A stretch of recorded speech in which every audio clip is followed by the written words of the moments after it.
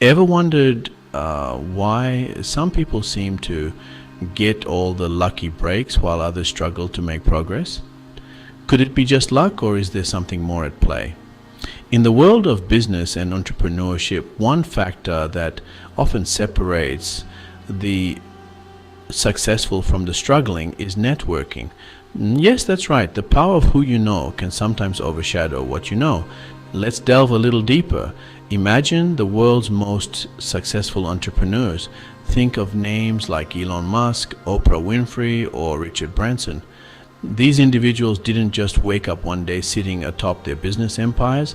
They started from scratch, often with very few contacts, but they had a knack for connecting with people, for creating and nurturing relationships that would not only open doors but build entire hallways of opportunity.